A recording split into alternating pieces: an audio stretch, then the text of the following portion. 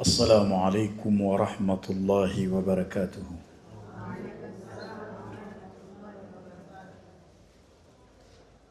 الحمد لله الذي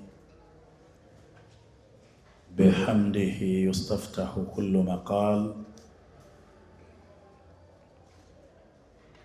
وبذكره يصدر كل خطاب، وبفضله يتنعم أهل الجزاء والثواب، وباسمه يشفى كل داء، وبه تكشف كل غمة وبلاء، وإليه ترفع الأيدي بالتضرع والدعاء في الشدة والرخاء، وهو السامع لجميع الأصوات على اختلاف اللغات، فله الحمد على ما أسدى وأولى، وله الشكر على ما أنعم وأعطى، والصلاة والسلام على أشرف الأنبياء والمرسلين سيدنا محمد وعلى آله وأصحابه الكرام ومن تبعهم بإحسان إلى يوم الدين، أما بعد. Baada ya kumhimidia Allah subhanahu wa ta'ala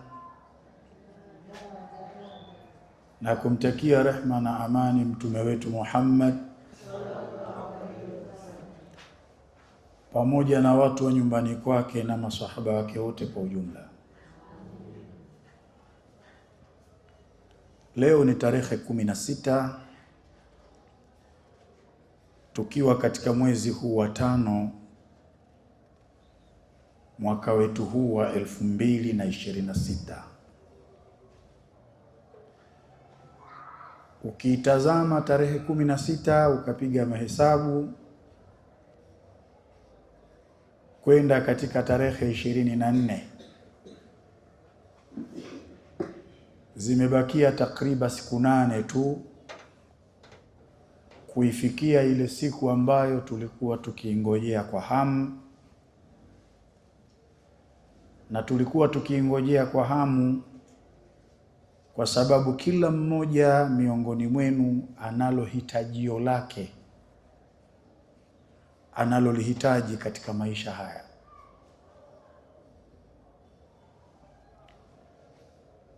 Ni kwamba tarehe 24 tunakwenda kufanya jambo kubwa, jambo zito, jambo ambalo huenda halijawahi kufanyika ndani ya ardhi hii ya Mwanza. Tunakwenda kufanya dua kubwa yenye siri nyingi kubwa. Kupitia dua hiyo atabembelezwa Mwenyezi Mungu Subhanahu wa Ta'ala. Kupitia dua hiyo ataombwa Allah Subhanahu wa Ta'ala. Sina shaka kwa yoyote atakayeshiriki katika dua hii, kwanza bidhati qalbihi wa ikhlasi niyatihi, kwa udhati wa moyo wake na kwa utakaso wa nia yake, akamuelekea Allah Subhanahu wa Ta'ala kwa nia ya kweli, kwanza kabisa anakwenda kujikwamua kutoka katika dimbwi la matatizo, lakini anakwenda kuyaweka mambo yake kuwa katika mustawa na hali iliyokuwa bora. Dua tunayokwenda kuifanya tarehe 24 kwa jina inaitwa Dua Dhinnuni. Ni dua ya Dhinnuni.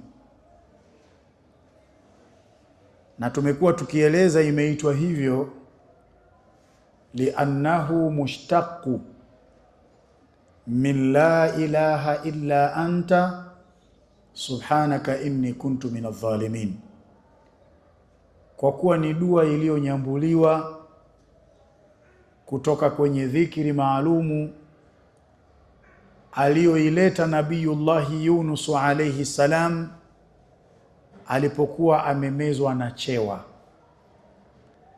Alitamka maneno haya, la ilaha illa anta subhanaka inni kuntu minadh dhalimin.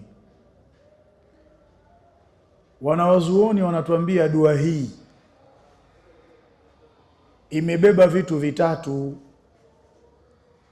Awaluhu tahalil, mwanzo wa hii dua kuna kilma cha tauhidi. Wa awsatuha tasbihi, na katikati yake kuna kilma cha tasbihi. Wa akhiruha alistighfar, na mwisho wake kuna kumuomba msamaha Mwenyezi Mungu Subhanahu wa Ta'ala. Ni dhikri ambayo imekusanya mambo matatu muhimu. Kwanza, kuna kumpwekesha Allah Subhanahu wa Ta'ala, kutambua upweke wake. Na pili, kuna kumtakasa Mwenyezi Mungu Subhanahu wa Ta'ala, na mwisho kuna kuleta istighfar, kumuomba Mwenyezi Mungu Subhanahu wa Ta'ala msamaha. Lakini dhikri hii aliyoileta Nabiyullahi Yunus alayhi salam alipokuwa kwenye tumbo la samaki, na yule samaki akaogelea akaenda mpaka kwenye lindi la bahari, Nabii Yunus akawa kwenye viza vitatu: kiza cha bahari, kiza cha tumbo la samaki na kiza cha usiku. Kaleta dhikiri hii, Allah akampa ilhamu samaki, akaogelea tena mpaka kwenye uso wa bahari, kisha akaogelea mpaka nchi kavu, akamtema Nabiyullah Yunus. Pamoja na kwamba dua hii imezalishwa na dhikiri hii, lakini inaambatana na dhikiri nyingine nyingi tu. Sema hatuna muda wa kueleza kila dhikri, lakini inaambatana na dua nyingine nyingi. Kwa mfano, kuna dhikri inayosema rabbana dhalamna anfusana wa in lam taghfir lana wa tarhamna lanakunanna minal khasirin. Nayo pia imo kwenye dua ya Dhinnuni tunayotarajia kuisoma tarehe 24. Lakini dhikri nyingine ni ile aliyoileta Nabiyullahi Zakaria aliposema rabbi la tadharni fardan wa anta khairul warithin. Lakini kuna dhikri inayotokana na maneno aliyoyatamka Nabiyullahi Ayuba, Mwenyezi Mungu alipompa mtihani wa kuteketea kwa mali zake, kuteketea kwa familia yake na kuathirika kwa afya yake. Kuna maneno ambayo Nabiyullahi Ayubu aliyatamka, akasema rabbi anni massani adh-dhurru wa anta arhamur rahimin. Lakini ndani yake kuna maneno ya hayyu ya qayyumu la ilaha illa anta. Lakini pia kuna sifa ya Mwenyezi Mungu ya latifu lam yazal ultuf bina fima nazal innaka latifu lam tazal ultuf bina wal muslimin. Dhikiri zote hizi, adhkari zote hizi zinaambatana na ile dhikiri aliyoileta Nabiyullahi Yunus alayhi salam alipokuwa ndani ya tumbo la samaki, aliposema la ilaha illa anta subhanaka inni kuntu minadh dhalimin. Wewe ambaye Mwenyezi Mungu amekupa mtihani wa maradhi,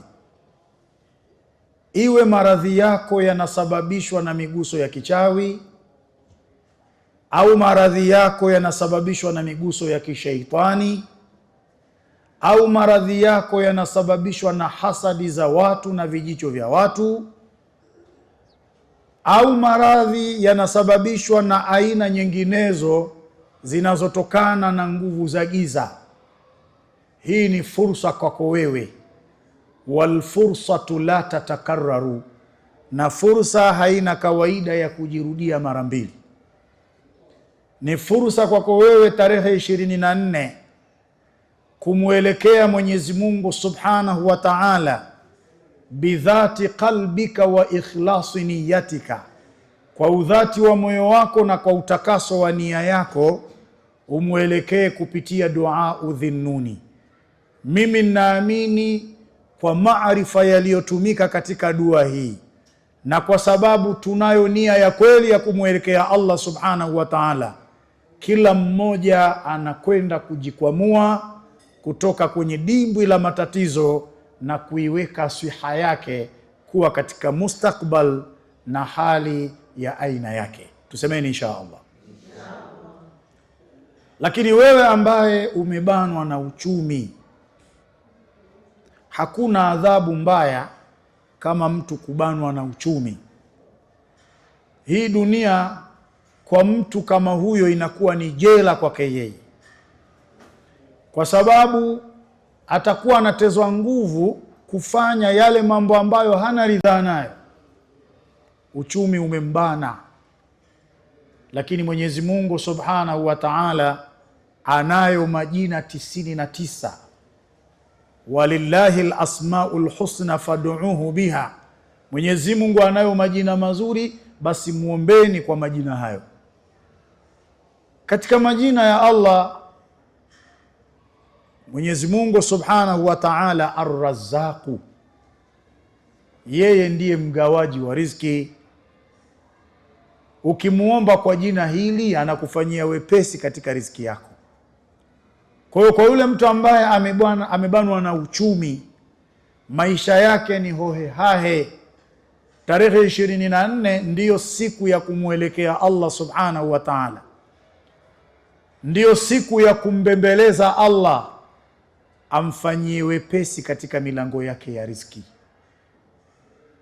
Lakini wapo ambao wana haja ya kupata kazi ili waendeshe maisha yao ya kila siku, lakini kila anapofanya application ya kuomba kazi, muishilio wake inakuwa kugonga ukuta. Tarehe 24 njoo hapa, kaa kitako, hudhurisha moyo wako, nia yako iwe hapa, muelekee Allah Subhanahu wa Ta'ala kupitia dua udhinnuni. Allah atakufungulia milango ya kazi. Wewe ambaye unaahidiwa ahadi hazitimii, wewe ambaye unahisi nuru katika mwili wako imepotea, wewe ambaye unahisi mvuto haupo tena,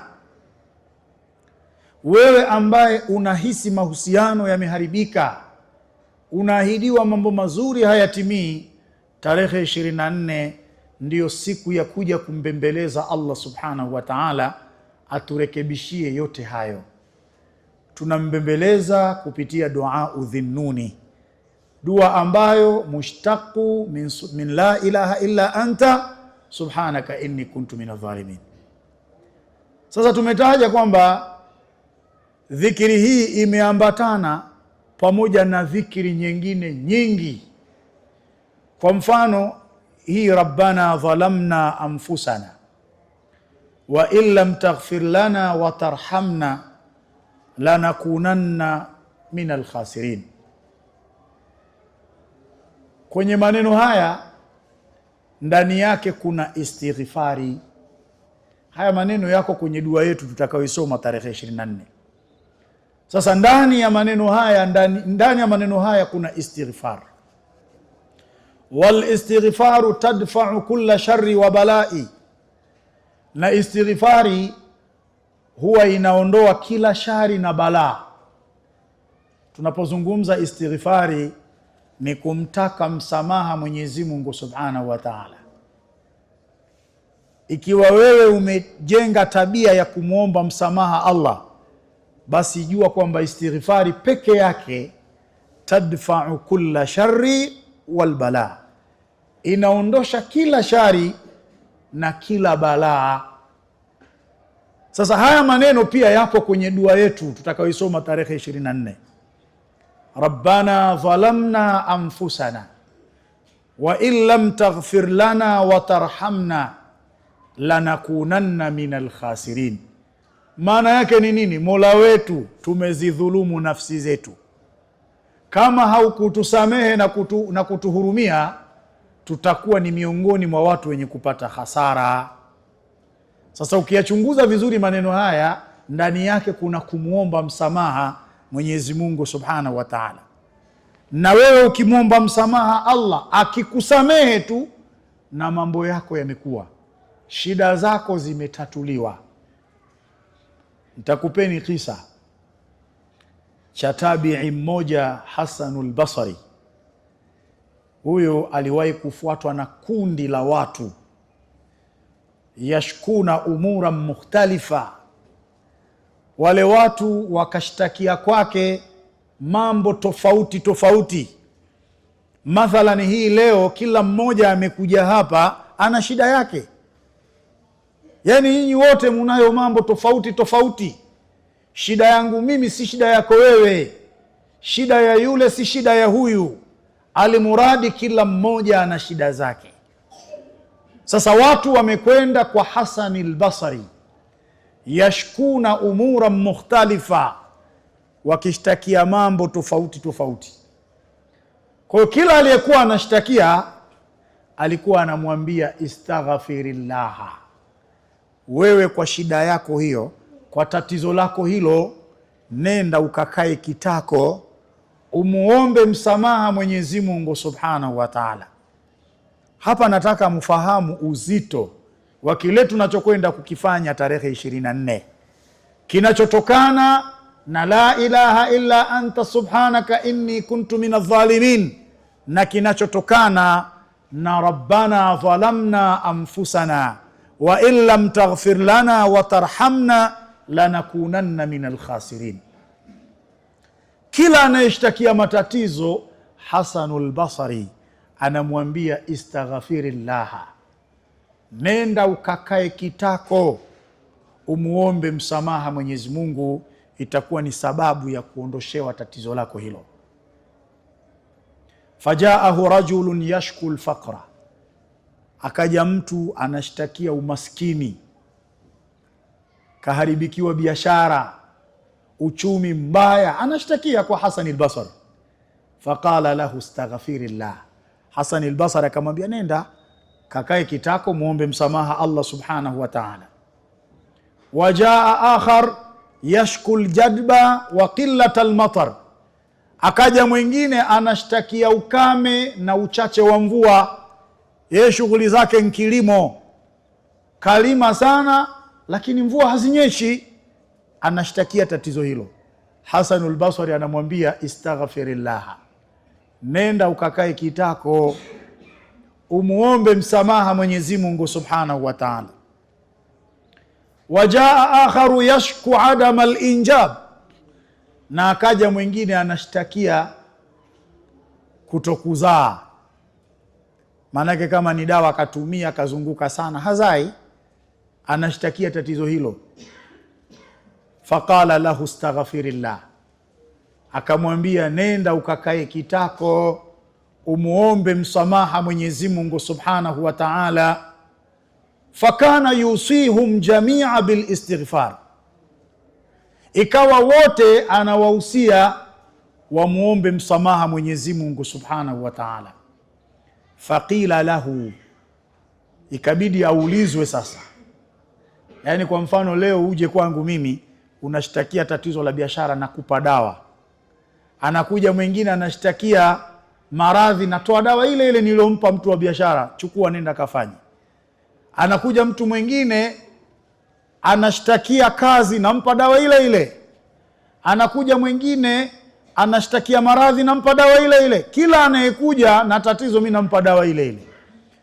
Bila shaka hili linaweza kukushangazeni, ndivyo lilivyowashangaza hawa.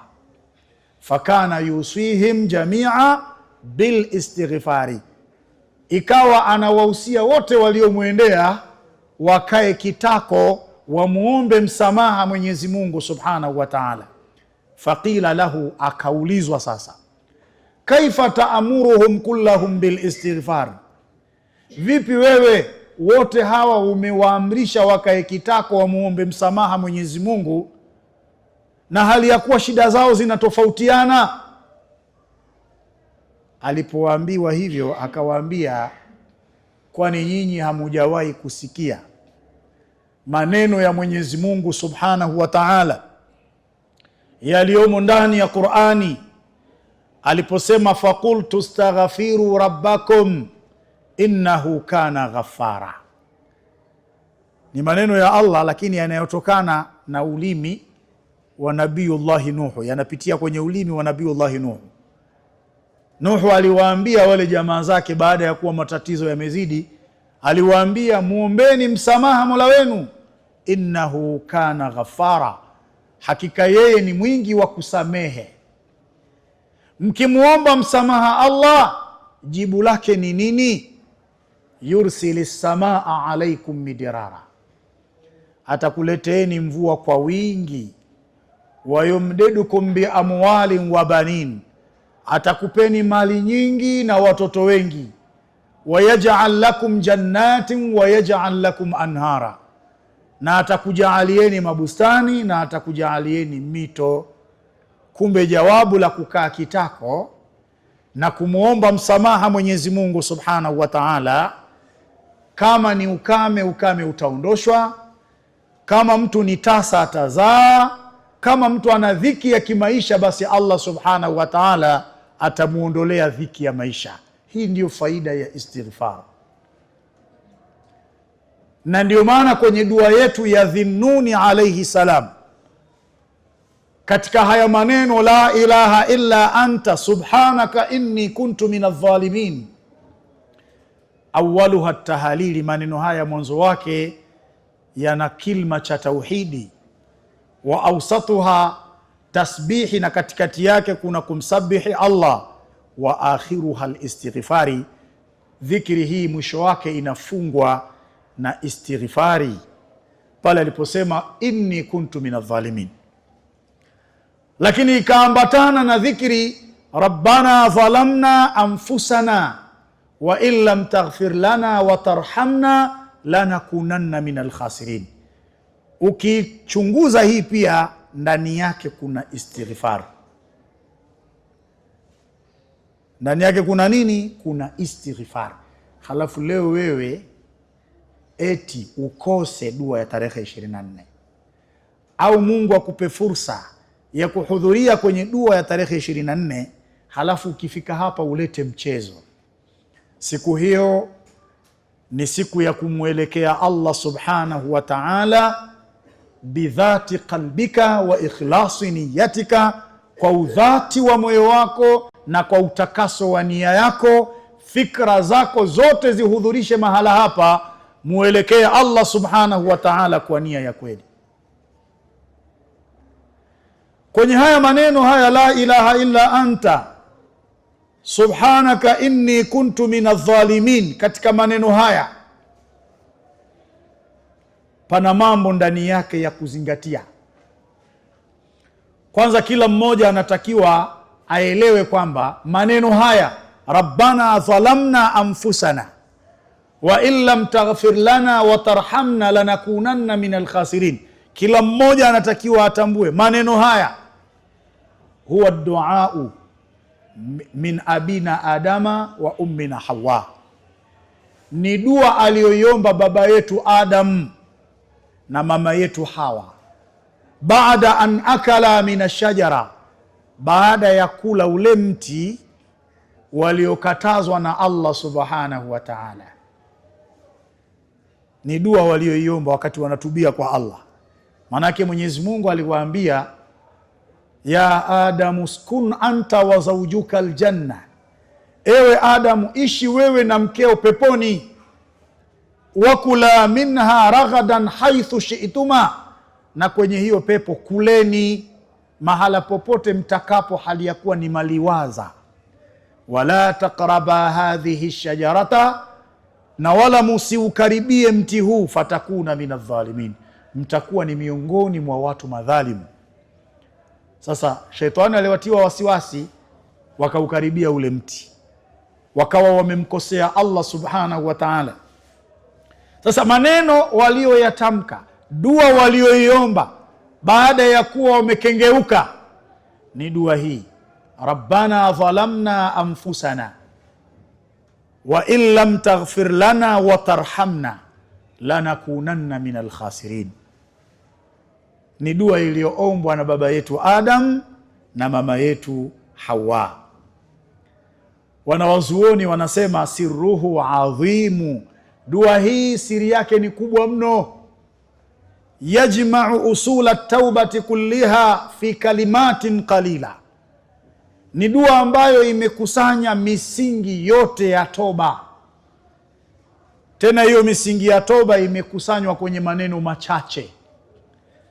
Ile misingi ya kuleta toba unayoijua wewe inapatikana kwenye haya maneno machache haya: rabbana dhalamna anfusana wa in lam taghfir lana wa tarhamna lanakunanna min alkhasirin. Ndio maana wanawazuoni maneno haya kwenye dua udhinnuni hawakutaka kuyaacha, wakayaweka pia, kwa sababu ni maneno mazito, siri zake ni nyingi kubwa kubwa. Kwanza kabisa maneno haya yamekusanya misingi ya toba, karibia misingi yote. Misingi hiyo imekusanywa kwenye maneno machache sana. Mimi haichukui hata dakika kuyatamka maneno haya, nakuwa nimekushayamaliza. Rabbana dhalamna anfusana wa in lam taghfir lana wa tarhamna lanakunanna min alkhasirin. Hebu tuseme sote: rabbana dhalamna anfusana wa in lam taghfir lana wa tarhamna lanakunanna min alkhasirin. Haijatuchukua dakika, tumemaliza, lakini ndani yake kuna misingi yote ya toba. Msingi wa kwanza ambao unapatikana kwenye maneno haya, al-i'tirafu bidhambi. Kwanza ni kukiri dhambi, yani ukiyatamka maneno haya unakuwa unakiri dhambi kwa Mwenyezi Mungu Subhanahu wa Ta'ala. Na kukiri dhambi ni miongoni mwa masharti ya kuleta toba. Kukiri dhambi kunapatikana kwenye neno gani?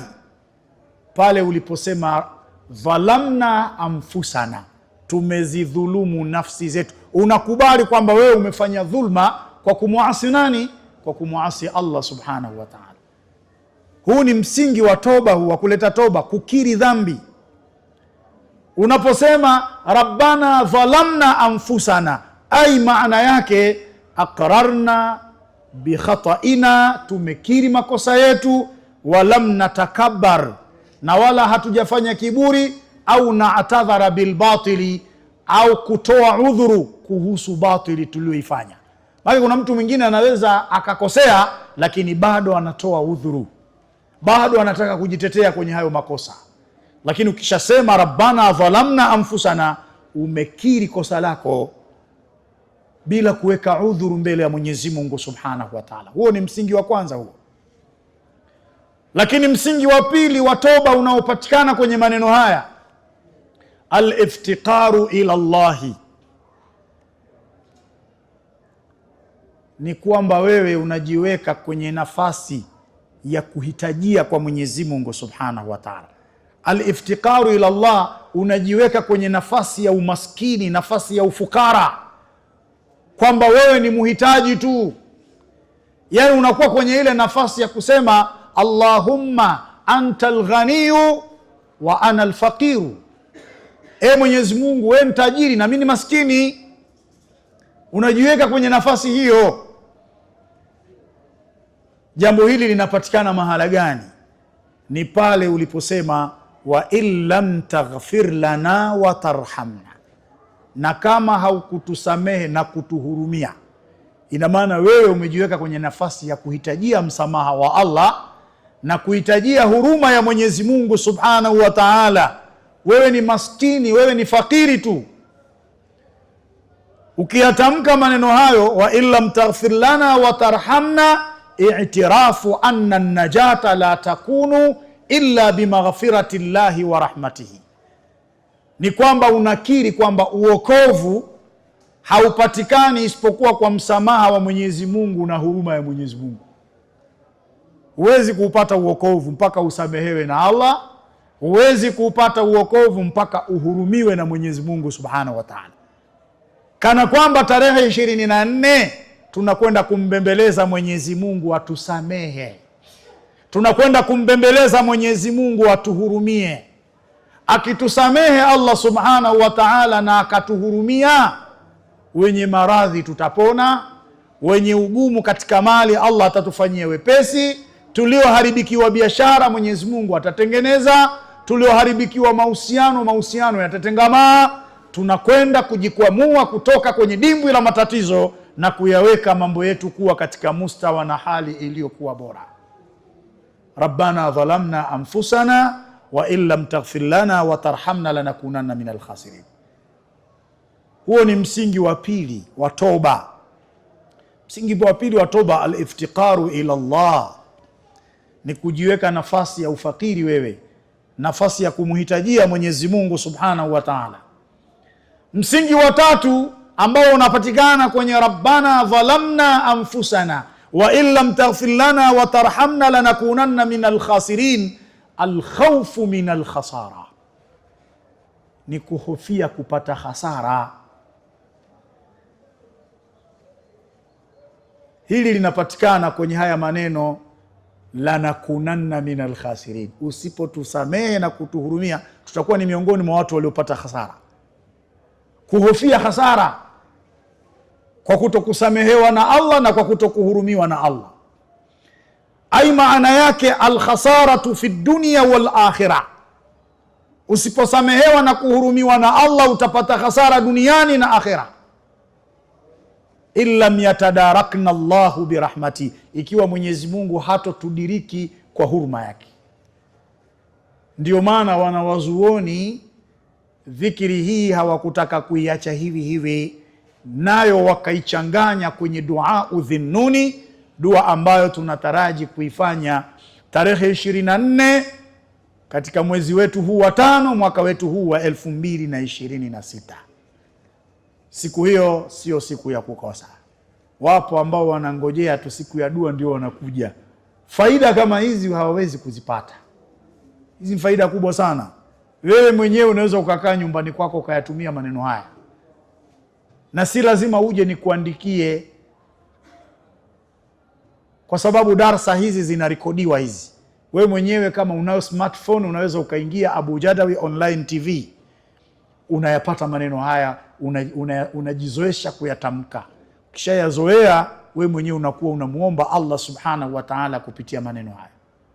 Lakini kama unatumia smartphone, sio kiswaswadu. Kuna mmoja alinipigia simu, "Shekhe, mimi sipati Abu Jadawi Online TV." Nikamuuliza, "Una smartphone?" Asema, "Hamna, simu yangu ni kiswaswadu." Sasa utapataje YouTube bwana? Kwa hiyo unaweza ukayapata haya. Lakini dua hii ina ubora mkubwa sana. Miongoni mwa ubora wa dua hii tunaambiwa, min a'dhami ad'iyati tauba wal istighfari, ni miongoni mwa dua kubwa mno za kuombea toba kwa Mwenyezi Mungu na kuombea msamaha kwa Mwenyezi Mungu Subhanahu wa Ta'ala. Yani hii Rabbana dhalamna anfusana wa illam taghfir lana wa tarhamna lanakunanna minal khasirin, tunaambiwa min a'dhami ad'iyati taubati wal istighfar, ni miongoni mwa dua kubwa zaidi za kuombea toba kwa Mwenyezi Mungu Subhanahu wa Ta'ala na kuombea msamaha kwa Allah Subhanahu wa Ta'ala. Kwa nini? Fihi ta'alimu lilmu'min, ndani yake kuna kumfundisha mu'min, ndani yake kuna kumuelewesha mu'min kaifa yarji'u ila Allah ba'da al-khata'i, vipi anatakiwa kurejea kwa Mwenyezi Mungu baada ya kuwa amekosea. Mafunzo hayo yapo kwenye dhikri hii. Hilo ni jambo la kwanza hilo ambalo tunajifundisha kwenye rabbana dhalamna anfusana wa illam taghfir lana wa tarhamna lanakunanna minal khasirin. Lakini fundisho la pili tunalolipata, yurithul inkisar. Maneno haya yanaleta kuvunjika, yani yanakuvunjavunja wewe, unakuwa dhaifu mbele ya Allah subhanahu wa ta'ala. Yurithul inkisar wal khushu'u baina yaday Allah, ni maneno yanayoleta mvunjiko na kunyenyekea mbele ya Mwenyezi Mungu subhanahu wa ta'ala. Lakini jambo la tatu ambalo tunajifundisha kupitia maneno haya, sababu linaili almaghfirati warahmati, inakuwa ni sababu ya kupata msamaha na huruma, idha kharaja min qalbin sadiqi, pindi maneno haya yanapotoka kwenye moyo wa mtu mkweli, yani yanapotoka kwenye moyo wa mtu ambaye amemwelekea Allah kwa nia ya ukweli, inakuwa ni sababu ya kupata msamaha na ni sababu ya kupata rehma. Ukipata msamaha na rehma, ndio mambo yako yamekuwa sasa. Lakini la nne, kana duau awwal albashari ba'da almaasiyah, ndio ilikuwa dua ya kwanza aliyoileta kiumbe, aliyoileta mwanadamu baada ya kutenda maasi. Fasara namudhajan litaibina, ukawa ndio mfano wanaotakiwa wauige wale wenye kutubia. Ilikuwa ndio dua ya kwanza mwanadamu kuileta baada ya kuwa ametenda maasi. Mwenyezi Mungu alipomwambia Nabiyullahi Adam, wala taqraba hadhihi shajarata fatakuna min adh-dhalimin, alipoukaribia mti, maneno aliyoyatumia kumuomba msamaha Allah subhanahu wa ta'ala ilikuwa rabbana dhalamna anfusana wa illam taghfir lana wa tarhamna lanakunanna minal khasirin. Kwa hiyo lazima tulielewe hilo pia. Lakini maneno haya wanawazuoni wameeleza kuna nyakati zake yanatakiwa yasemwe, kuna nyakati zake. Ndio maana mimi ninakuambieni, chukueni hii, hata unapokuwa nyumbani kwako unaweza ukayatumia maneno haya. Kuna nyakati zake ambapo ni mustahabu, ni vizuri yasemwe maneno haya. Wakati wa kwanza, baada alwuqu'i fi dhambi, baada ya kuwa umetumbukia kwenye dhambi, yatamke maneno haya. Umesema uongo, tumia maneno haya. Kwa bahati mbaya, waliyadhu billah, umeingia kwenye zinaa, tumia maneno haya. Umemdhulumu mtu, tumia maneno haya. Baada alwuqu'i fi dhambi, baada ya kuwa umetumbukia kwenye dhambi, sema rabbana dhalamna anfusana wa illam taghfir lana wa tarhamna lanakunanna minal khasirin. Hiyo ni sehemu ya kwanza, mustahabu. Sehemu ya pili, fi sujudi, unapokuwa katika sijida, pale unakuwa karibu na Allah, hapo ndipo unaponong'ona na Allah subhanahu wa ta'ala. Baada ya subhana rabbiyal a'la, subhana rabbiyal a'la, subhana rabbiyal a'la, sijida ya mwisho unaweza ukasema rabbana dhalamna anfusana wa illam taghfir lana wa tarhamna lanakunanna minal khasirin. Mnafanya hivyo mnapokuwa mnaswali sala zenu za sunna? Hamfanyi. Lakini sehemu ya tatu, wa fi qiyamil laili, unapokuwa katika kisimamo cha usiku, unaswali tahajudi, wannasu niyamu, na watu wamelala, tumia maneno haya, rabbana dhalamna anfusana wa illam taghfir lana wa tarhamna lanakunanna minal khasirin. Lakini sehemu ya nne, baada al-istighfar, baada ya kuwa umeleta istighfar. Kwa mfano sisi hapa huwa tunasema astaghfirullah, astaghfirullah, astaghfirullah, astaghfirullah, astaghfirullah. Baada al-istighfari unaleta rabbana dhalamna anfusana wa illam taghfir lana wa tarhamna lanakunanna minal khasirin. Lakini sehemu ya tano, inda shuuri bitaksiri au dhiki, zama za kuhisi kuna jambo umepungukiwa au kuna dhiki imekusibu, shida ya maradhi, shida katika uchumi, kuharibikiwa biashara, kuharibikiwa mahusiano, kazi na kadhalika. inda shuuri bitaksir au dhiki, zama za kuhisi kuna mapungufu fulani yamekusibu wewe, kuna dhiki imekusibu, sema rabbana dhalamna anfusana wa in lam taghfir lana wa tarhamna lanakunanna minal khasirin. Mola wetu, tumezidhulumu nafsi zetu, kama haukutusamehe na kutuhurumia tutakuwa ni miongoni mwa watu wenye kupata hasara. Unamuomba Allah akuepushe na hasara ya dunia na akhera. Waqad kana salafu yukthiruna min al-ad'iya, na wale salafu salihin walikuwa wanakithirisha kuomba dua allati fiha i'tirafu bidhambi, dua ambazo ndani yake kuna kukiri dhambi kwa Mwenyezi Mungu Subhanahu wa Ta'ala. Ndizo dua ambazo walikuwa wakizipenda sana salafu salihin, lianna Allah yuhibbu min abdihi taubata warujua ilayhi, kwa kuwa Mwenyezi Mungu anapenda sana toba kutoka kwa mja wake na anapenda sana mja wake anaporejea kwake. Ndiyo maana maneno haya wanawazuoni hawakutaka kuyaacha hivi hivi, wameyaweka kwenye dua udhinuni, dua ambayo tunataraji kuifanya Mwenyezi Mungu Subhanahu wa Ta'ala akitujaalia pumzi tarehe 28 ya mwezi wetu huu wa 5 mwaka wetu huu wa 2026. Itakuwa ni Jumapili baada ya Jumapili ya kesho, na watu wanatakiwa Jumapili inayokuja wafike hapa mapema. Dua hii ni ndefu sana na tunatakiwa tuisome kwa khushui, kwa khudhui, kwa kujinyenyekeza kwa Allah Subhanahu wa Ta'ala. Kwa hiyo tutaianza mapema, hatuna dharura ya mvua zimekushakoma. Lakini dua hii tukasema ina maandalizi yake.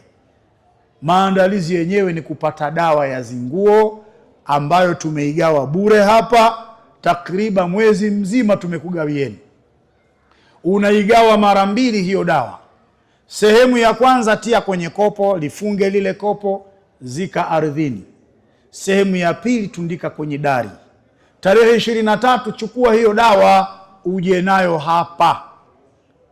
Lakini amefaulu sana mtu atakayepata dawa ya zinguo la ardhini na zinguo la angani itakayotolewa, kwa sababu hicho unachokizika ni munasaba na dawa itakayotolewa, na tutaanza kuitoa kuanzia Alhamisi ijayo na Ijumaa na Jumamosi na Jumapili yake.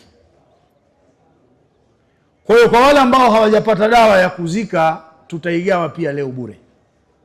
Lakini leo ni siku ya Jumamosi, ni siku ambayo tunasoma dua ya ada, dua za kawaida, dua ambazo sasa ndio uradi wetu kila wiki. Dua inayosomwa leo ni kwa ajili ya ibtalu sihiri, kubatilisha uchawi, itiradu shayatin, kufukuza mashaitani, izalatul hasadi wal aini, kuondosha husuda na vijicho. Ni dua ambayo tunaangamiza uadui, tunabatilisha uadui. Ndio tukasema mje na malighafi ya chumvi ya mawe. Na leo tutakugawieni hapa habbatu nuksi ambayo inaendana na hiyo chumvi ya mawe, na nitaelekeza namna ya kuitumia. Kabla sijaingia sasa kwenye dua ya leo, kwanza watu wagawiwe hiyo habbatu nuksi, ili wakati tunasoma dua ya leo wawe nayo mkononi, kisha baadaye tutatoa maelekezo habbatu nuksi inatumiwaje. Tumuombe Mwenyezi Mungu Subhanahu wa Ta'ala tusamehe madhambi yetu. Lakini tumuombe atujaalie taufiki kwa haya tunayoyaendea. Innahu waliyut tawfiq. Wassalamu alaikum wa rahmatullahi wa barakatuh.